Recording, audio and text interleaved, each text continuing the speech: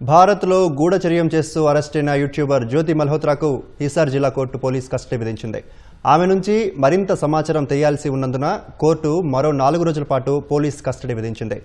జ్యోతి మల్హోత్రాకు ఉగ్రవాదులకు సంబంధాలున్నట్లు ఎలాంటి ఆధారాలు లభించలేదని పోలీసులు వెల్లడించారు. సాయుధ దళాల గురించి కూడా ఆమెకు అవగాహన లేదని పేర్కొన్నారు. గూఢచర్యం కేసును పలు కోణాల్లో విచారిస్తున్న పోలీసులు తాజాగా జ్యోతితో పూరికి చెందిన యూట్యూబర్ ప్రియాంక సేనాపతికి ఉన్న సంబంధాలపై దర్యాప్తు చేస్తున్నారు. పాకిస్తాన్ ఇంటెలిజెన్స్ అధికారులతో సంబంధాలున్నట్లు ఎన్ఐఏ విచారణలో ఒప్పుకున్న యూట్యూబర్ జ్యోతి మల్హోత్రాకు హిసార్ జిల్లా కోర్టు మరో 4 రోజుల కస్టడీ విధించింది. 5 రోజుల పాటు జ్యోతిని విచారించిన ఎన్ఐఏ అధికారులు ఆమె నుంచి కీలక విషయాలు రాబట్టారు. బుధవారం నాటికి ఆమె పోలీస్ కస్టడీ ముగియగా జ్యోతిని హిసార్ కోర్టులో పోలీసులు హాజరుపరిచారు. ఆమె నుంచి మరింత సమాచారం తెలియాల్సి ఉన్నందున జ్యోతిని మరికొన్ని రోజులు పోలీస్ కస్టడీకి ఇవ్వాలని న్యాయస్థానాన్ని కోరారు. పోలీసుల వాదనలను పరిగణలోకి తీసుకున్న హిసార్ జిల్లా కోర్టు మరో 4 రోజుల పాటు ఆమెకు పోలీస్ కస్టడీ విధించింది. ఆపరేషన్ సింధూర్ సమయంలోనూ పాకిస్తాన్ ఇంటెలిజెన్స్ అధికారులతో టచ్లో ఉన్న జ్యోతి భారత్లో బ్లాకౌట్ సమాచారాన్ని సైతం పాక్కు చేరవేసింది.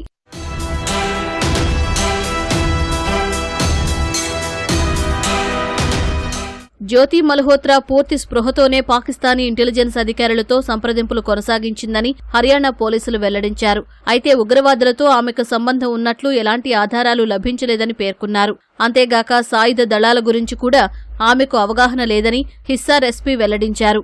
ఉగ్రముఠాలతో గాని ఉగ్రవాదులతో గాని ఆమెకు సంబంధం ఉన్నట్లు ఇప్పటివరకు ఎలాంటి ఆధారాలను గుర్తించలేదన్న ఆయన ఉగ్ర కార్యకలాపాల్లో ఆమె పాలు పంచుకున్నట్లు సాక్ష్యాలు లేవని వివరించారు. పాక్ ఇంటెలిజెన్స్ అధికారులను పెళ్లి చేసుకోవాలనుకున్నట్లు గాని మతం మార్చుకోవాలని అనుకున్నట్లు గాని నిర్ధారించే పత్రాలేవీ దొరకలేదని ఎస్పీ తెలిపారు.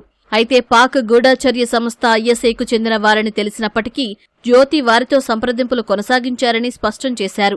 సాయుధ దళాల ప్రణాళికల గురించి ఆమెకు సరైన అవగాహన ఉన్నట్లు అనిపించడం లేదని హిస్సార్ ఎస్పీ పేర్కొన్నారు.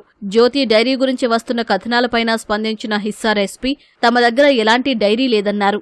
ఆమెకు చెందిన 3 మొబైల్ ఫోన్లు, ల్యాప్టాప్, ఎలక్ట్రానిక్ వస్తువులను మాత్రమే స్వాధీనం చేసుకున్నామని తెలిపారు. వాటిని పరిశీలన కోసం ల్యాబ్కు పంపించామని హిస్సార్ ఎస్పీ వెల్లడించారు.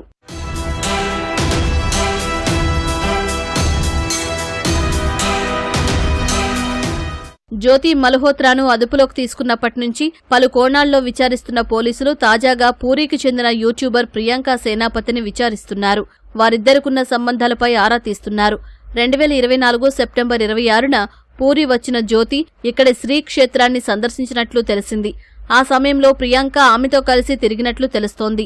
శ్రీక్షేత్రంపై ఉగ్రవాదుల కళ్లున్నాయని కేంద్ర ఇంటెలిజెన్స్ వర్గాలకు సమాచారం ఉంది. జ్యోతి జగన్నాథస్వామి దర్శనానికి వచ్చారా లేదా రెక్కీ చేసి పాక్కు ఏదైనా సమాచారం అందించారా అన్న దానిపై అనుమానాలు వ్యక్తమవుతున్నాయి. యూట్యూబర్ ప్రియాంక సేనాపతి కూడా 3 నెలల క్రితం పాకిస్తాన్లోని కర్తార్పూర్ను సందర్శించారు. ఈ నేపథ్యంలో ఆమె ఆ దేశానికి ఎందుకు వెళ్లారు, అక్కడ ఏం చేశారు, ఎవరెవరిని కలిశారనే అంశాలు కీలకంగా మారాయి. దీనిపై సామాజిక మాధ్యమాల్లో ప్రియాంక ఇప్పటికే వివరణ ఇచ్చింది. జ్యోతి మల్హోత్రా పాక్ గూఢాచారిణి అని తనకు తెలియదని తెలిపింది. పూరి వచ్చిన జ్యోతిని స్నేహితురాలిగా భావించి కలిసిమెలిసి తిరిగానని వెల్లడించింది. పాకిస్తాన్కు విహారయాత్ర కోసం మాత్రమే వెళ్లానన్న ప్రియాంక అంతకుమించి ఏమీ లేదని, పోలీసుల దర్యాప్తునకు పూర్తిగా సహకరిస్తానని పేర్కొన్నారు.